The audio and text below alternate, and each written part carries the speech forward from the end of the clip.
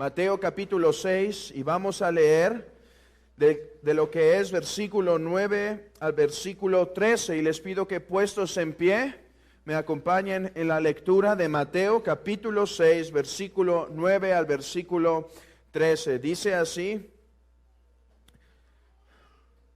la palabra viva de nuestro Dios. Vosotros pues oraréis así: Padre nuestro que estás en los cielos, santificado sea tu nombre. Venga tu reino, hágase tu voluntad como en el cielo, así también en la tierra. El pan nuestro de cada día, dánoslo hoy, y perdónanos nuestras deudas, como también nosotros perdonamos a nuestros deudores. Y no nos metas en tentación, mas líbranos del mal, porque tuyo es el reino y el poder y la gloria por todos los siglos. Amén. Podemos sentarnos, hermanos.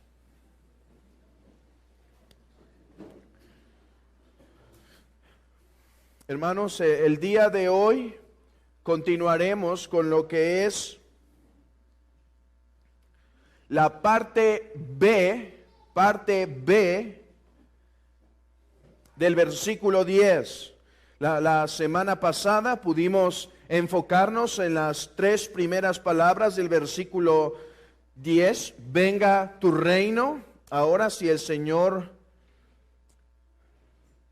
nos permite, terminaremos el resto del versículo que dice: hágase tu voluntad como en el cielo, así también en la tierra. Hermanos, esta petición, esta tercera petición del Padre Nuestro corresponde a la misma esencia de la verdadera religión. Estas palabras, hágase tu voluntad, corresponden la esencia de la verdadera religión. Hermanos, estamos aquí esta mañana, sí, para edificarnos, pero en primer lugar estamos aquí esta mañana para obedecer la voluntad de Dios y rendirle adoración. La Biblia pudiera dividirse muy generalmente en dos partes. Por un lado, la Biblia contiene preceptos, pero por otro lado, la Biblia contiene promesas.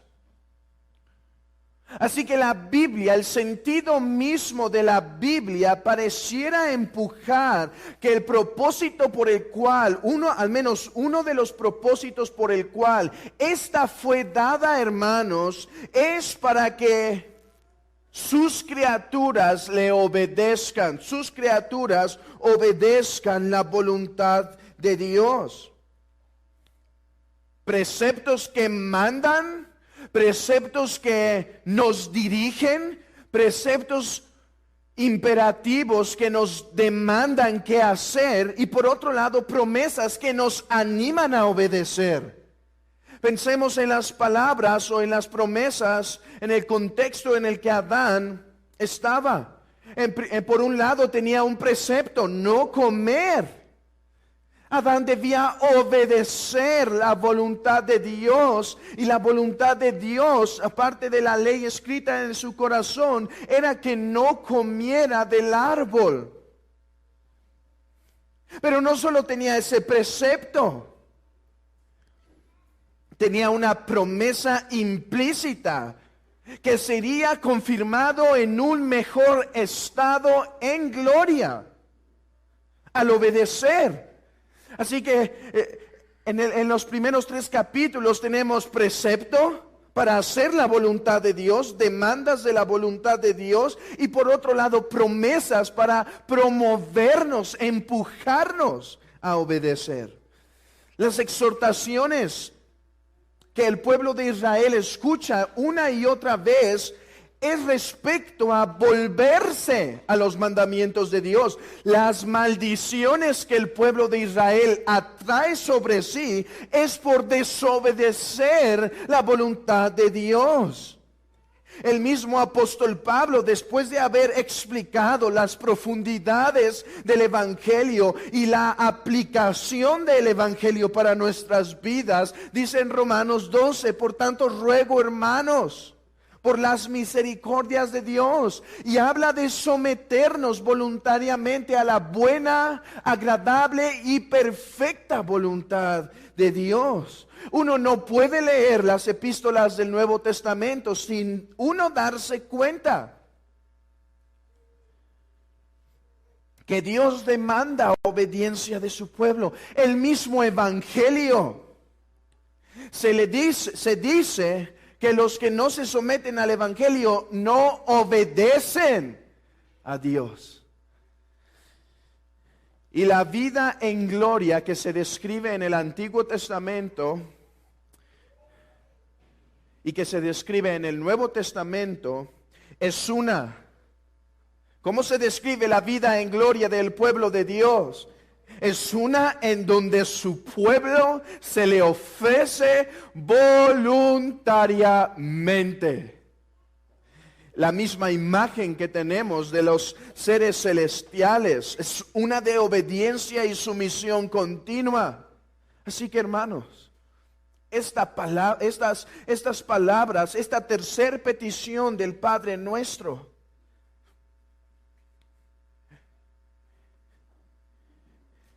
es la misma esencia, como he dicho, de la verdadera religión.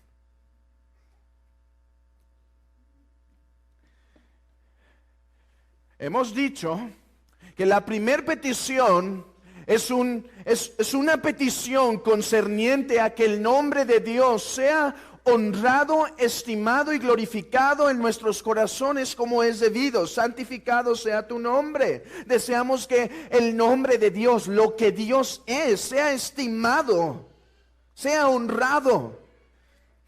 Y la semana pasada vimos que Dios ha establecido que su nombre sea glorificado a través de la expansión de su reino de gracia en nuestros corazones y en el mundo.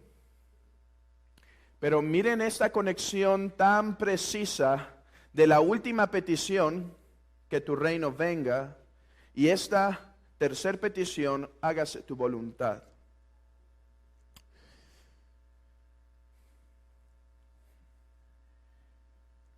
Donde no se hace la voluntad de Dios, es evidencia que el reino de gracia no está ahí.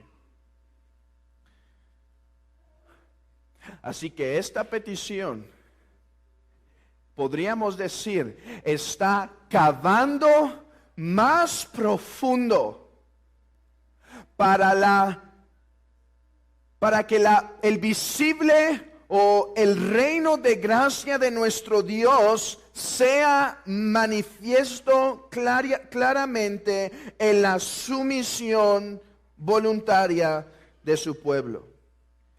Habiendo pedido por la expansión de su reino, ahora pedimos por su clara manifestación, hermanos.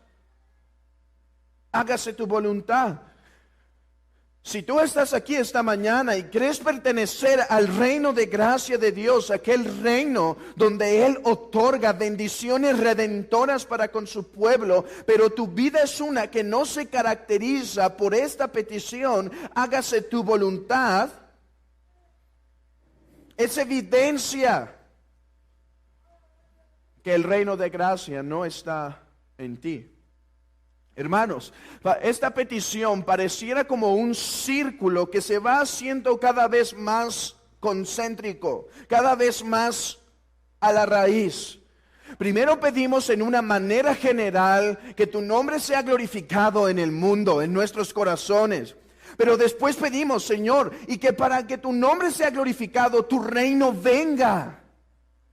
Pero después pedimos, Señor, queremos la clara manifestación de tu reino. Hágase tu voluntad.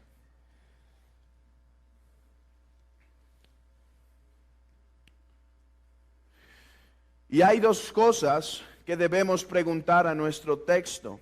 En primer lugar, debemos preguntar a qué se refiere o a qué voluntad se refiere nuestro texto. ¿Qué quiere decir por hágase tu voluntad?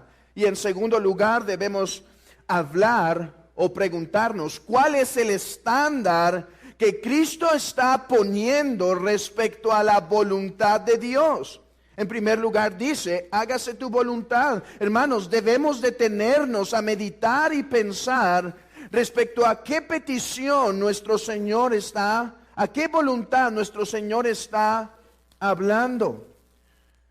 Hermanos, no sea que caigamos en una repetición vana de esta oración. En muchas religiones hoy en día, en algunas religiones hoy en día, las personas son requeridas de orar en idiomas que ni siquiera ellos conocen. Algunas religiones piden que se hagan oraciones en un idioma que para el que las hace es totalmente desconocido.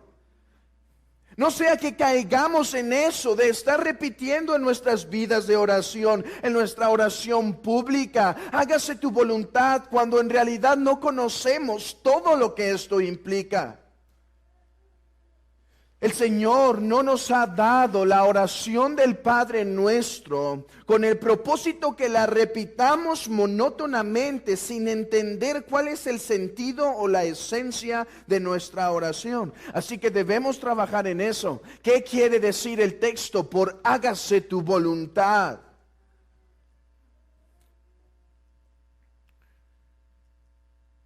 ¿Que no la voluntad de Dios es hecha?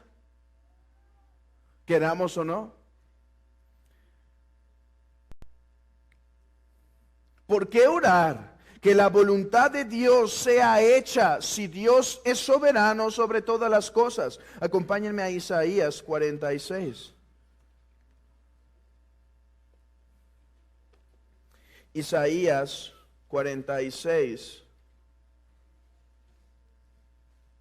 versículo 10. Que anuncio lo por venir desde el principio y desde la antigüedad lo que aún no era hecho. Que digo, mi consejo permanecerá y haré todo lo que quiero. El Salmo 33,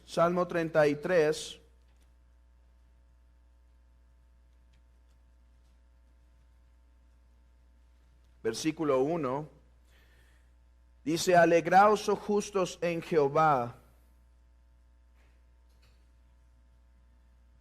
No, está equivocado.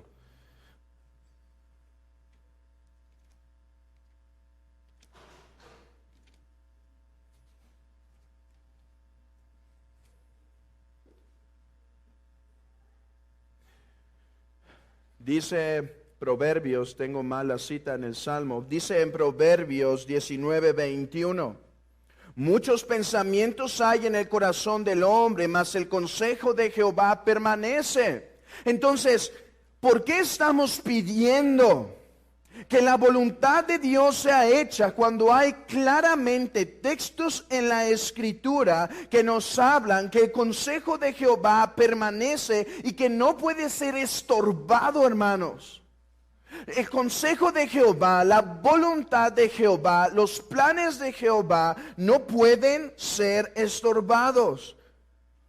Ha jurado el Señor de los ejércitos diciendo, ciertamente tal como lo había pensado, así sucederá. Tal como lo había planeado, así se cumplirá. Dice en Isaías 14:24, así como yo lo había determinado, se cumplirá.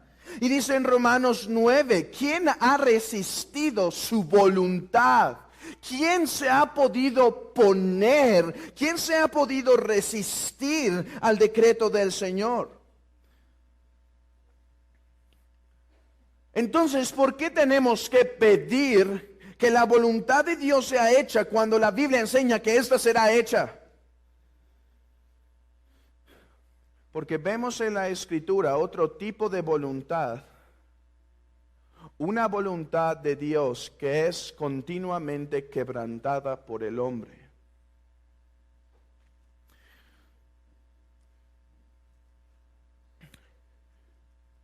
¿Qué pasó con Adán y Eva?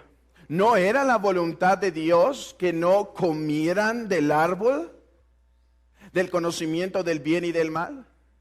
Sí, era la voluntad de Dios que no lo hicieran. Quebrantaron la voluntad de Dios, según lo que dice Génesis, es por eso que acarrean maldición, porque desobedecen.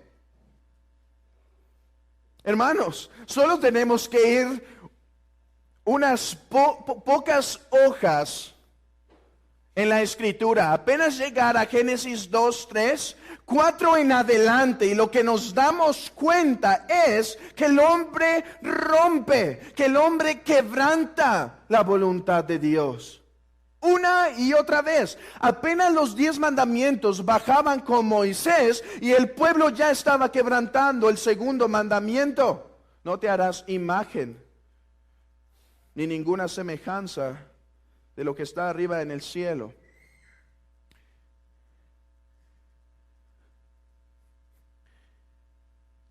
Entonces,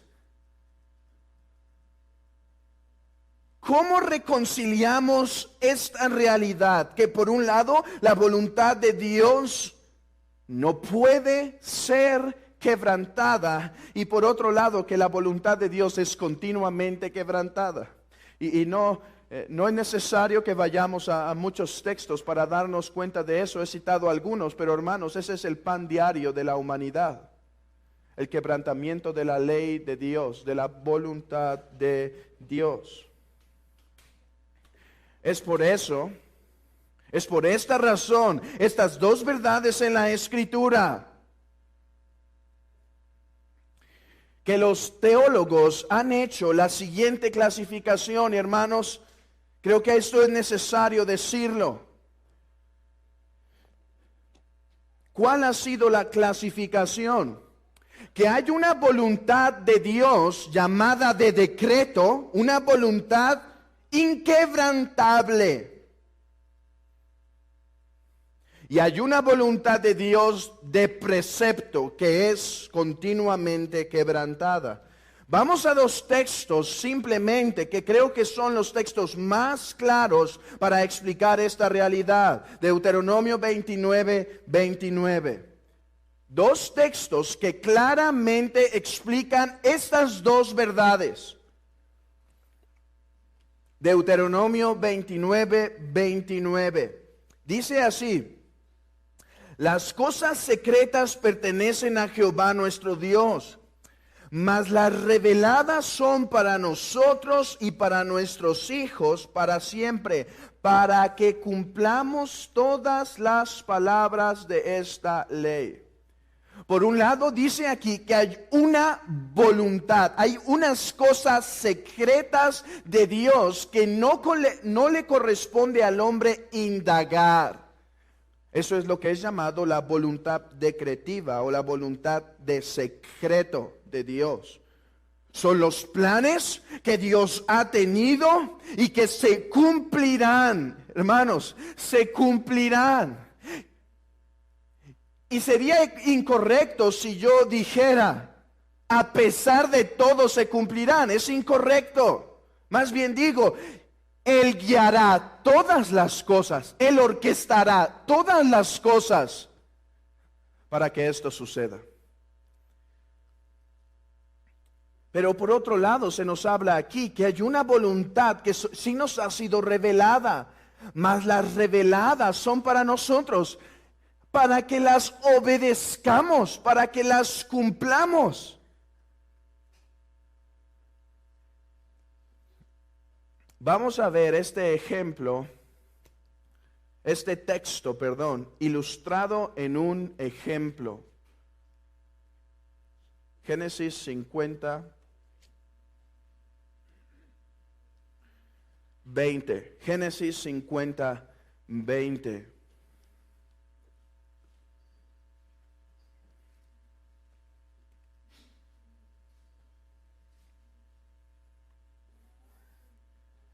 Notemos esto, hermanos. Los hermanos de José se están reencontrando con él.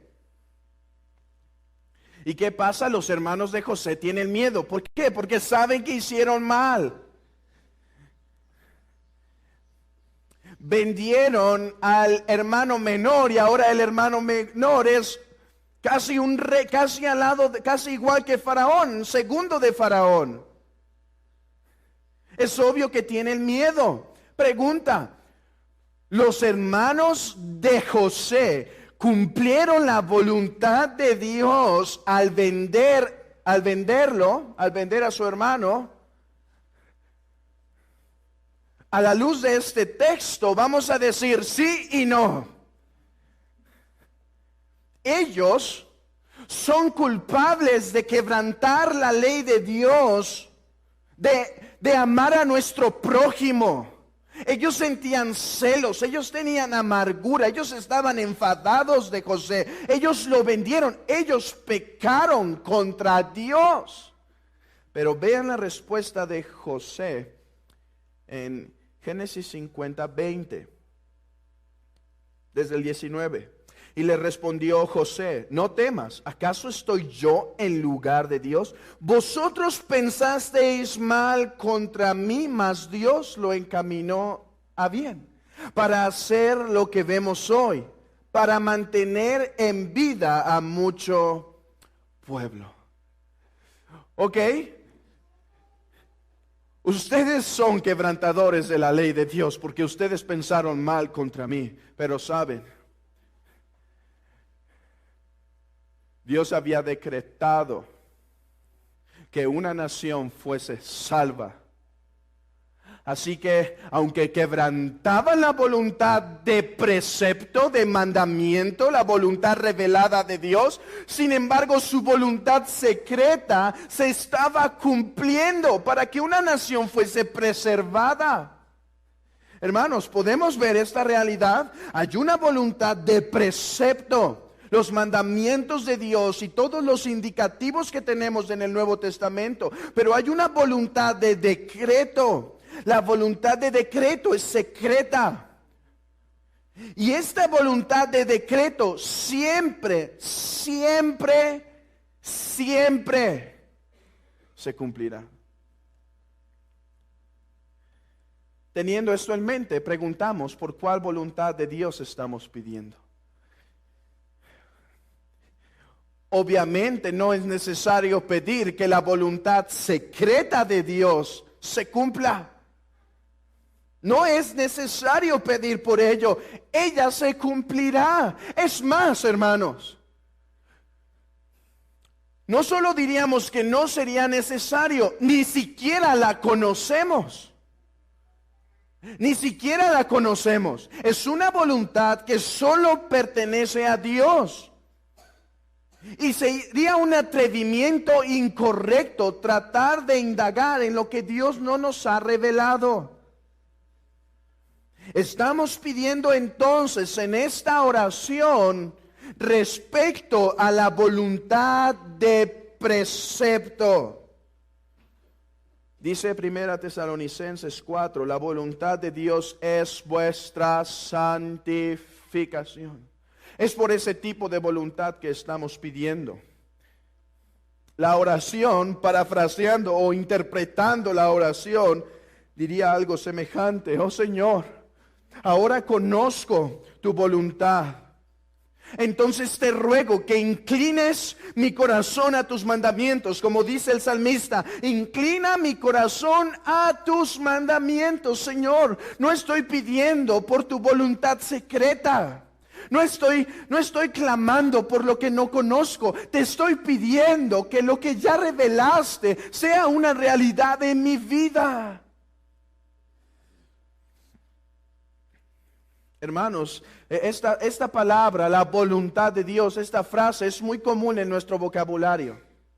¿No es verdad? Que se cumpla la voluntad de Dios, de repente decimos. Y hablamos con un hermano y que se cumpla la voluntad de Dios en tu vida.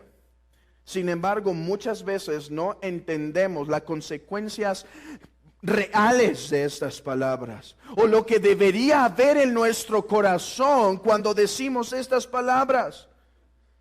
Ahora, alguno dirá, pero cuando yo leo la Biblia, hay tantas cosas que ella no habla de cómo debo conducirme.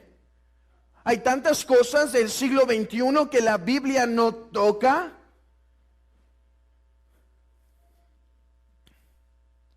Respondo lo siguiente: es verdad que la Biblia no habla específicamente de muchas cosas de nuestra vida directamente, pero esta siempre tendrá algo que decir respecto a todos los manejos de nuestra vida, ya sea directa o indirectamente. Así que lo que estamos pidiendo, hermanos, estamos pidiendo por la voluntad de Dios ejecutada en nuestro corazón y en nuestro diario vivir. Hermanos, la voluntad de Dios, de la oración del Padre nuestro, tiene que ver con lo que Dios ya ha revelado, con lo que Dios ya ha manifestado, con lo que Dios ya demanda de nosotros. Y lo que estamos pidiendo es que eso que Él demanda se cumpla en nuestras vidas. Eso que Él ya reveló sea manifiesto. Señor, tu voluntad es mi santificación, por decir un ejemplo. Te ruego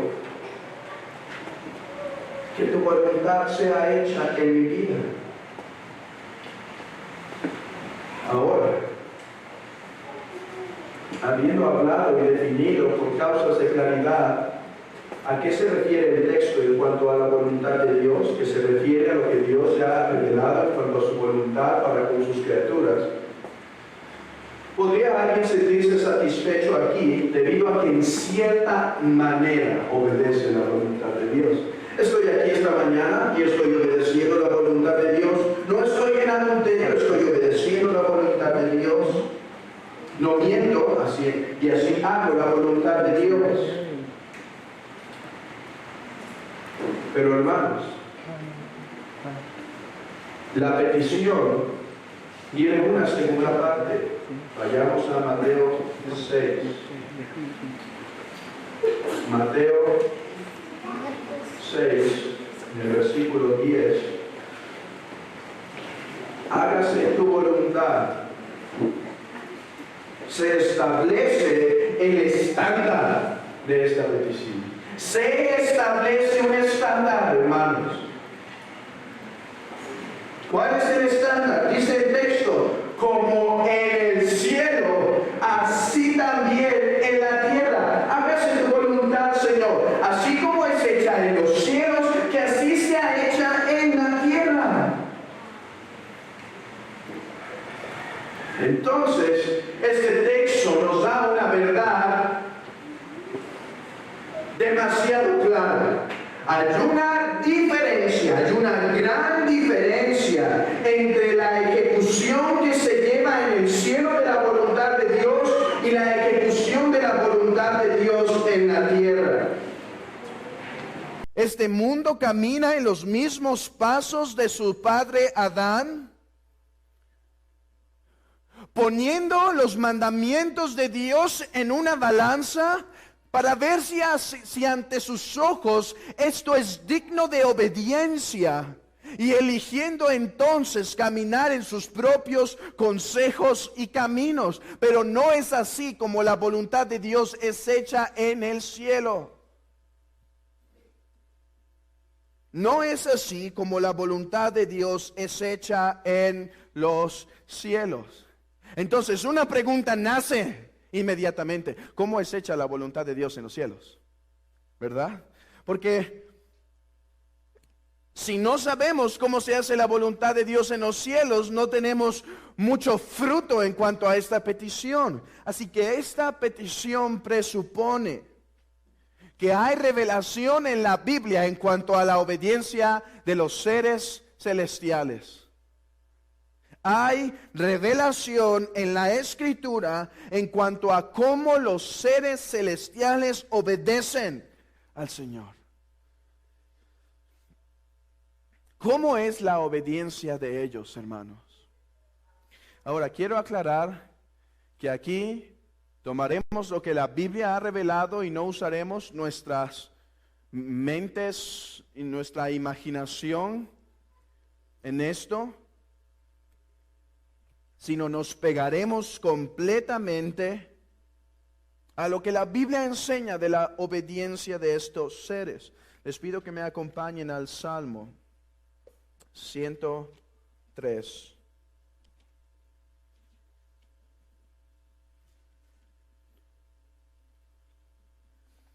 Salmo 103, versículo 20.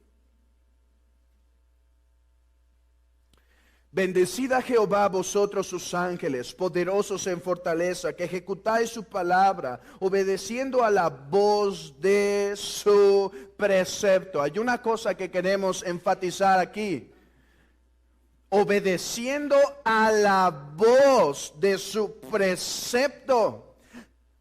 La obediencia que los ángeles hacen en el cielo es una obediencia presta.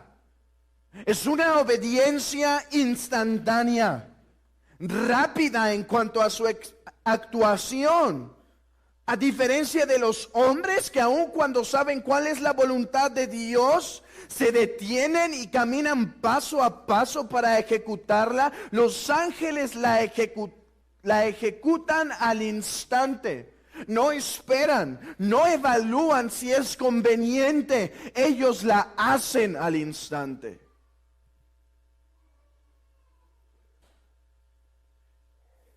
Acompáñenme a Apocalipsis.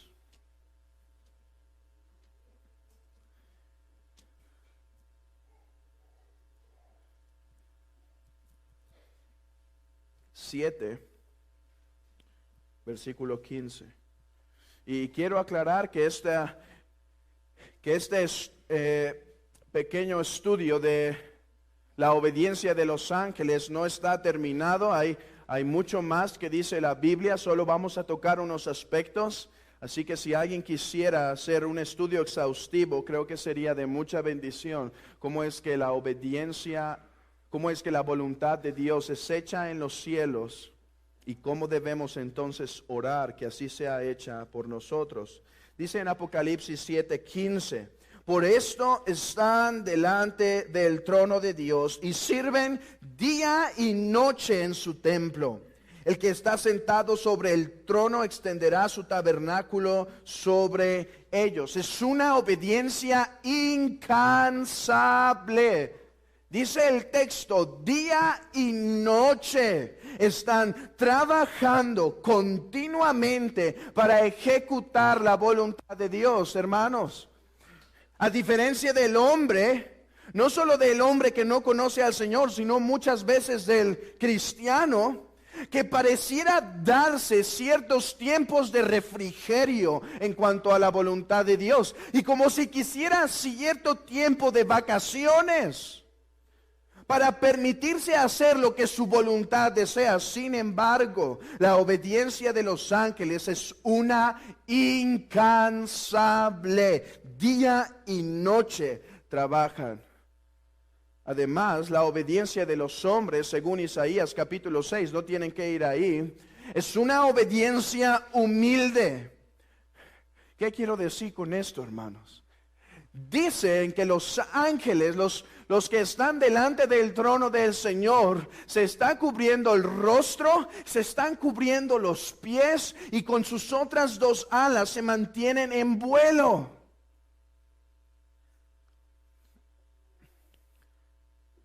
¿Por qué decimos que es una obediencia humilde? Porque es una obediencia que los ángeles ejecutan por saber su lugar delante de Dios. Los ángeles mismos, con todos los atributos hermosos que pudiesen poseer, no se ponen delante de Dios como iguales, sino reconocen su situación de criatura. conocen su situación, que ellos son una criatura ante Dios. Esa es la razón o lo que simboliza el cubrirse los pies delante de Dios en relación con lo que dice a Moisés. Quita el calzado de tus pies porque el lugar donde vienes tierra santa es. Así los ángeles, aún al ejecutar la voluntad de Dios, por todos los atributos que en ellos hay, jamás se ponen como sus iguales, hermanos. Ese fue el pecado de Adán. Ponerse o creerse uno igual a Dios. Esa fue la tentación. Y eso fue en lo que cayó Adán. Para evaluar, habiendo la serpiente seducido, ahora Adán iba a evaluar, hermanos, si convenía o no obedecer. No así los ángeles que permanecen en gracia. No así los ángeles. Ellos rinden obediencia debido a que saben que en su esencia, aunque sea excelente, siguen siendo criaturas. Y Él, el único y solo Dios. Una obediencia además incondicional. ¿Dónde vemos esto? Vemos esto en muchos ejemplos. Cuando los ángeles son enviados a ejecutar el juicio de Dios, no eligen cuáles mandamientos de Dios desean obedecer y cuáles no. Ellos obedecen cualquiera que sea su voz. Hermanos, podemos ver entonces que muchas veces decir hágase tu voluntad en nuestra oración pública o privada pierde la esencia de esta riqueza en nuestra oración. ¿Cómo sería entonces nuestra oración al entender esto, Señor? Así como tu voluntad es hecha por tus criaturas celestiales, que esa misma obediencia esté en mi corazón. Dame una obediencia indiscriminada a tus mandamientos, oh Dios. Dame un corazón que no elija a aquel que le convenga. Permíteme aún obedecer a aquellos que parecen más difíciles. ¿Cuánta sustancia tendría nuestra oración teniendo esto en mente mientras oramos?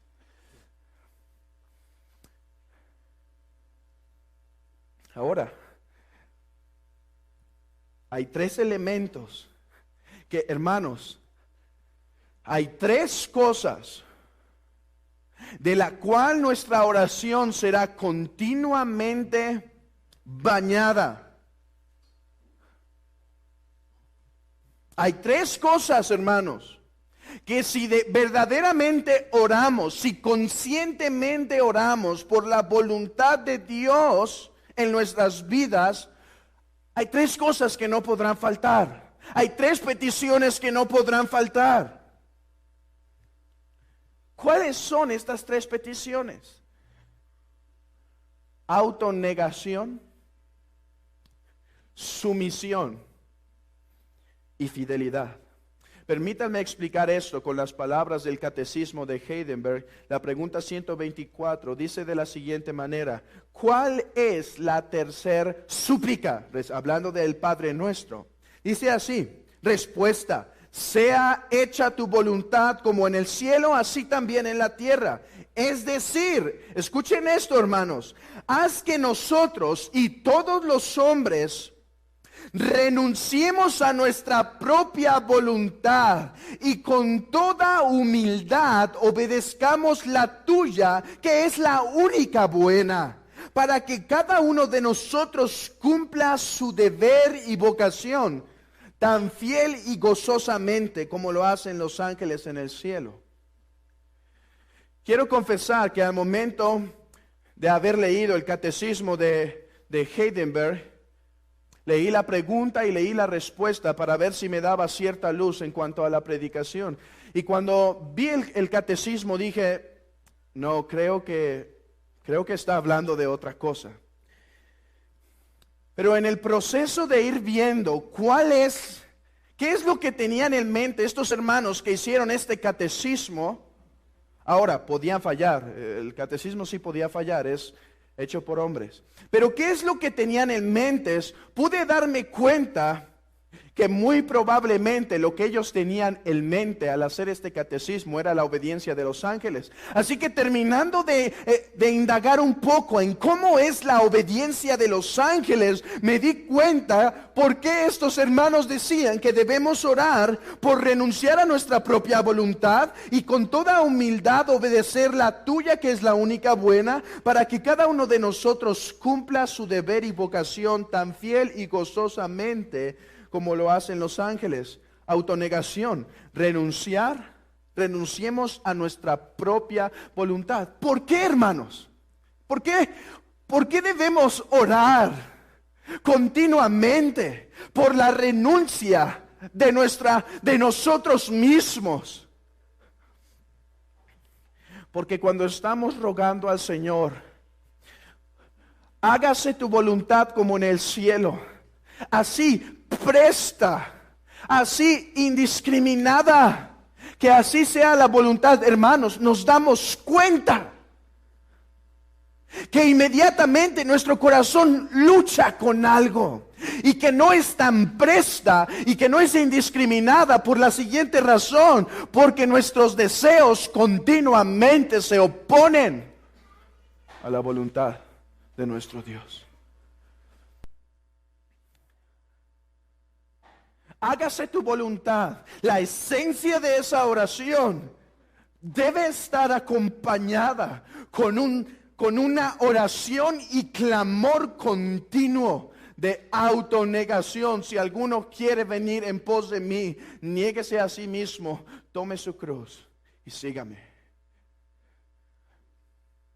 Esa es la esencia de esta petición.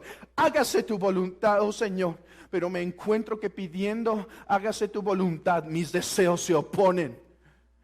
Y que prefiero hacer presta mi voluntad por causa que mis deseos se oponen a la tuya.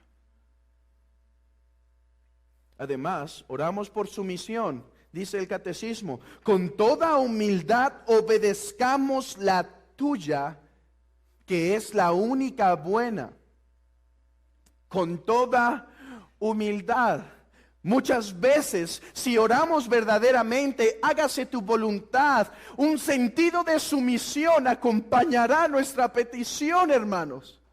¿Por qué? Porque a causa de nuestra carne, como nos enseña el apóstol Pablo en Romanos 7, a causa de nuestra carne, la voluntad de Dios no encaja inmediatamente en nuestra voluntad. ¿Y qué tenemos que pedir entonces continuamente en nuestra oración? Señor, ayúdame a someterme, aunque duro, aunque difícil, aunque doloroso, aunque triste, sea someterme a tu voluntad. Oh, dame esa sumisión, hazme manso, hazme un hombre manso para recibir tu palabra, tu providencia, tus planes.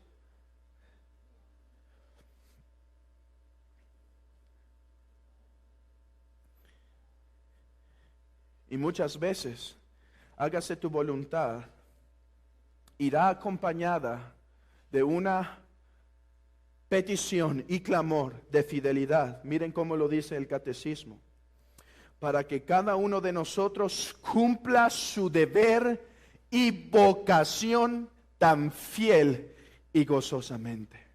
Porque hay ocasiones, hermanos, que por su gracia nos podemos introducir y aceptamos su voluntad.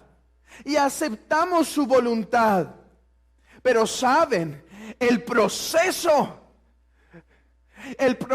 en ocasiones se vuelve como ese precioso libro llamado El Progreso del Peregrino. Se vuelve difícil. Hay obstáculos, hay caídas.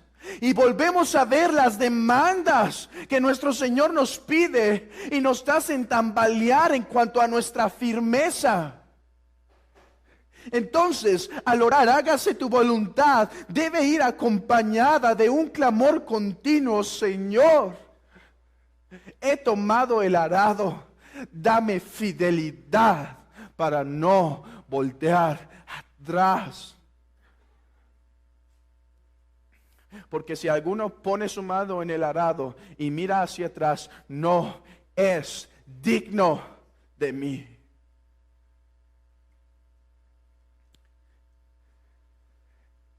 Este es el espíritu de esta oración. Eso es la esencia de esta oración, mis hermanos.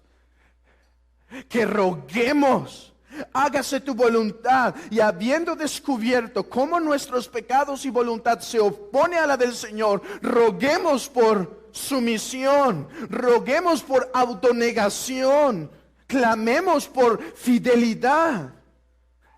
Ahora, podríamos ir a muchos ejemplos en el Nuevo Testamento para explicar el Nuevo y Antiguo Testamento cómo grandes hombres de Dios han hecho esto, pero creo que he elegido el ejemplo por excelencia, en Mateo 26:39. Es verdad, podemos aprender de los hombres como Abraham, como David. Tienen algo que enseñarnos, pero somos llamados a seguir las pisadas de nuestro Maestro. Así que es útil ver a nuestro Maestro rogando, hermanos, por esta oración, hágase tu voluntad. Y quiero que veamos cómo estas cosas que hemos dicho, autonegación, sumisión y fidelidad, se encuentran allí. Mateo 26:39.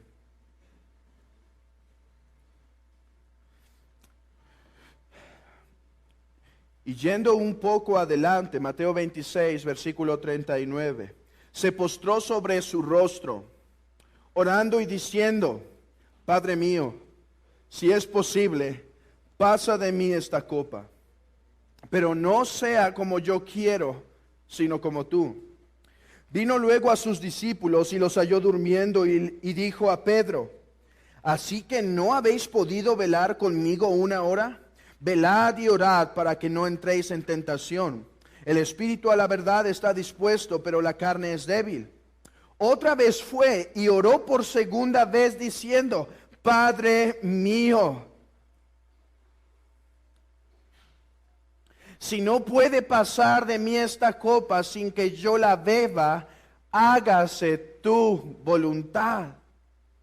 Vino otra vez y los halló durmiendo, porque los ojos de ellos estaban cargados de sueño. Y dejándolos, se fue de nuevo y oró por tercera vez diciendo las mismas palabras. He aquí no solo la esencia de la oración, hágase tu voluntad, sino la práctica de lo que se pide.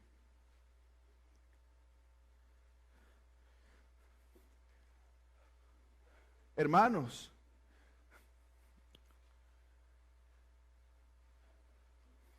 Cristo, siendo Dios hombre, verdaderamente en su humanidad,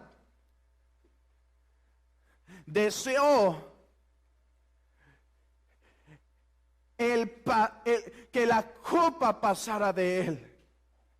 Él conocía la voluntad de Dios. La muerte a Cristo no fue una sorpresa. Él sabía que para ese propósito había sido enviado, para beber la copa de la ira del Padre que su pueblo había acarreado sobre sí mismo. Él sabía de esa realidad. Pero miren cómo ora con autonegación, sumisión. Y lo que está pidiendo es fidelidad a la obra que Dios le ha dado, a la vocación, por decirlo de una manera, que Dios le había mandado.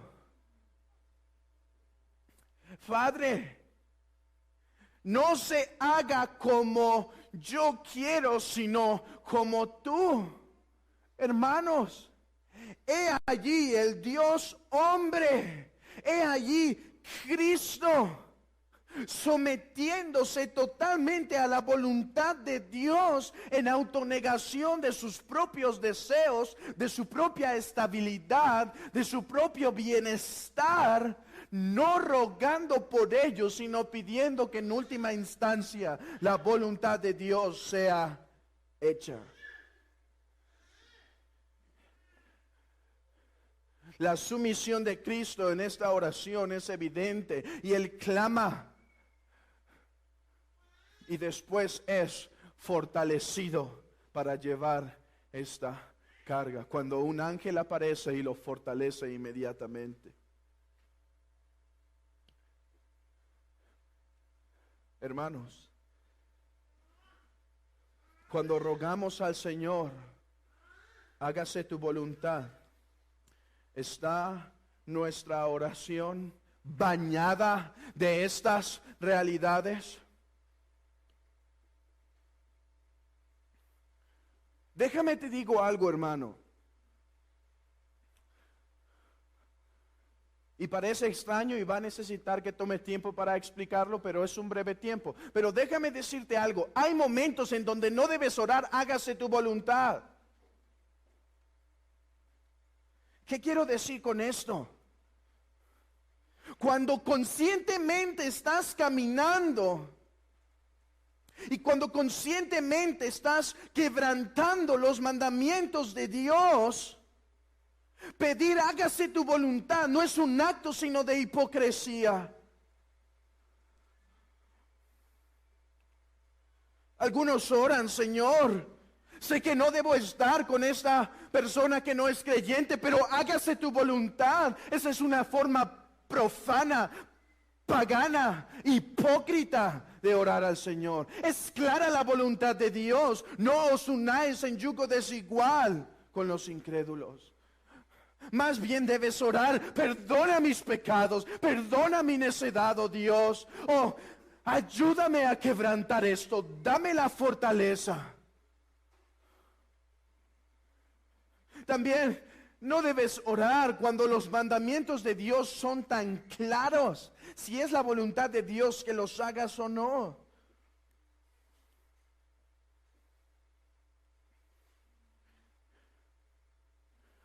Es claro que al estar en tentación no debemos orar, Señor, sé que no es tu voluntad, pero hágase tu voluntad. Algunos oran conociendo que este día domingo es el día separado para la adoración al Señor y saben de la importancia de este. Sin embargo, oran diciendo, hágase tu voluntad si es que debo ir. No, es la voluntad de Dios.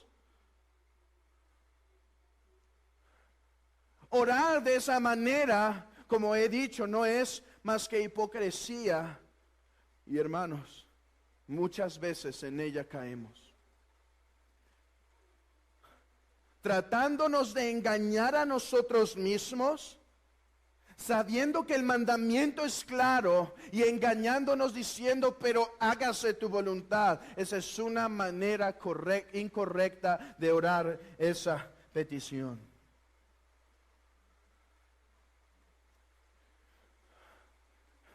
Pero mis hermanos, la Biblia enseña, según las promesas de Jeremías y según las promesas de Ezequiel, que nosotros por el Espíritu Santo hemos sido renovados, hemos sido regenerados, hemos sido transformados.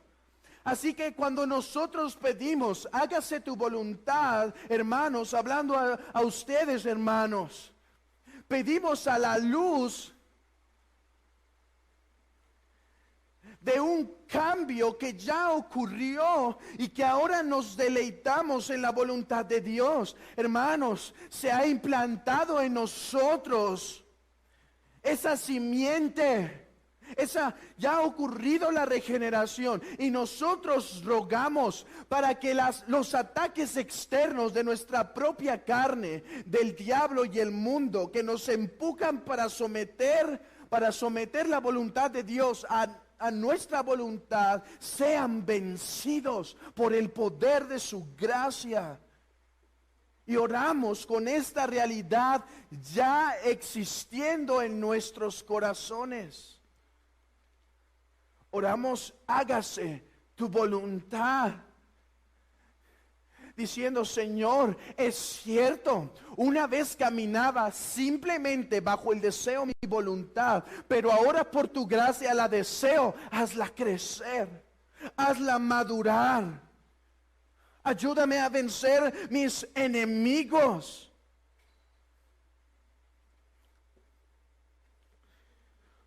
Por lo cual, este es el pacto que haré con la casa de Israel. Después de aquellos días, dice el Señor, pondré mis leyes en la mente de ellos y sobre su corazón las escribiré. Y seré a ellos por Dios y ellos me serán por pueblo. ¡Qué gozo, hermanos! ¡Qué alegría! Rogamos, hágase tu voluntad, conscientes de esta realidad. Hermanos, que si estás unido en Cristo, dice Romanos capítulo 6, que los que están unidos en Cristo ya han muerto al pecado, porque nuestro pecado fue crucificado en Cristo. Y es por eso que podemos vencer nosotros con el pecado. Esta es la esencia, como dije al principio, de la verdadera religión. Esta es la esencia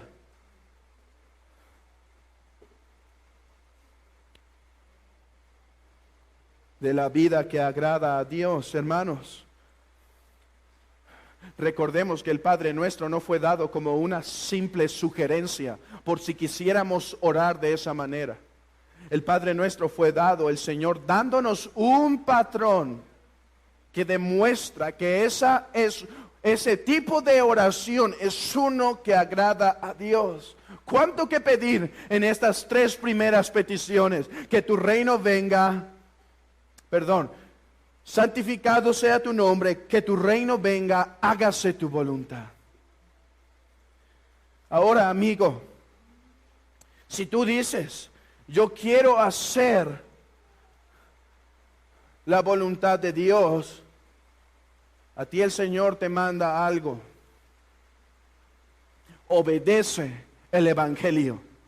El Evangelio son buenas noticias, que en su buena voluntad el Padre envió a su Hijo para que fuese castigado su propio Hijo por los pecados de su pueblo. Son buenas noticias. Y tú dices, ¿y cómo se obedecen las buenas noticias? Dice Cristo, arrepentíos y creed en el Evangelio. A ti no te llamo a que obedezcas la voluntad de Dios, porque aunque debes hacerlo según la palabra, no puedes. Si verdaderamente deseas obedecer a Dios, debes obedecer el Evangelio. Mira lo que dice el texto de 2 Tesalonicenses 1:7. Desde el versículo 6.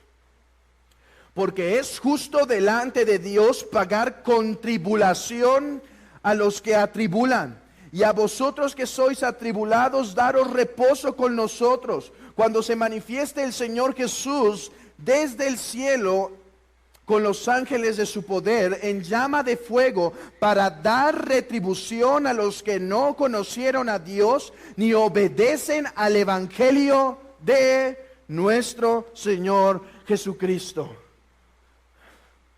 Hay unos que serán castigados, juzgados por nuestro Señor Jesucristo, serán atribulados, atormentados, juzgados eternamente por la siguiente razón: por no haber obedecido el Evangelio. ¿Y cómo obedecer el Evangelio? Rendición total, absoluta al único camino de salvación, el sacrificio consumado de Cristo, y no hay más. Es obvio, para eso se necesita fe. Pero amigos, ¿sabes esto? Si tú ahora conoces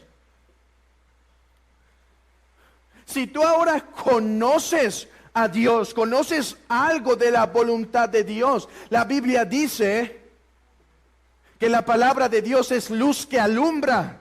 Pero como dice Thomas Watson, si tú no te arrepientes y obedeces el Evangelio, para lo único que te sirve esa antorcha es para dirigirte el camino al infierno. Para lo único que sirve esa antorcha, para lo único que sirve ese conocimiento es simplemente para hacer tu camino más alumbrado hacia el infierno. Por lo tanto, te llamo, amigo, arrepiéntete, sométete al Evangelio, cree en el Señor Jesucristo y serás salvo si crees de todo tu corazón. Descansa y reposa en Él. Hermanos,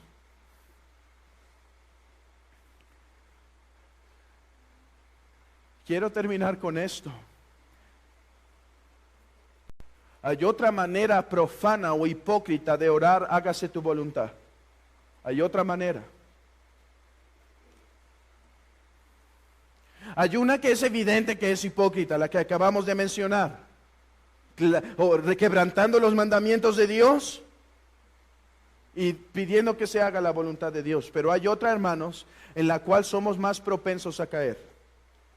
Cuando decimos, hágase tu voluntad, en algún aspecto de nuestras vidas, en cuanto a algunos deseos de nuestras vidas, muchas veces los deseos no pueden que no sean errados, pueden ser que sean deseos para otros correctos, pero tú sabes y Dios mismo te ha mostrado que esa no es su voluntad para tu vida y sin embargo te empeñas en realizarla. Esa es una oración profana delante del Señor. Una oración sincera, hágase tu voluntad, es la que pide, escudriñame, oh Dios, y ve si hay en mí algún camino errado, y ve si me estoy empeñando en cuanto a algún deseo que claramente tu voluntad se opone, pero si me estoy empeñando en esa realidad. Hermanos, ¿cuántas veces caminamos con esta fachada, hágase tu voluntad, después de cada oración y decisión que tomamos? Cuando a veces en vez de caminar dependiendo de Dios, solo caminamos en nuestros propios deseos, en nuestros propios afectos, en nuestros propios impulsos. Oh hermanos, clamemos delante del Señor, porque la gracia nos ha sido dada. Reconozcámoslo en todos nuestros caminos. No nos fiemos de nuestro propio corazón, sino confiemos en Jehová, reposemos en Él. Y oremos, hágase tu voluntad con un corazón limpio ante Él.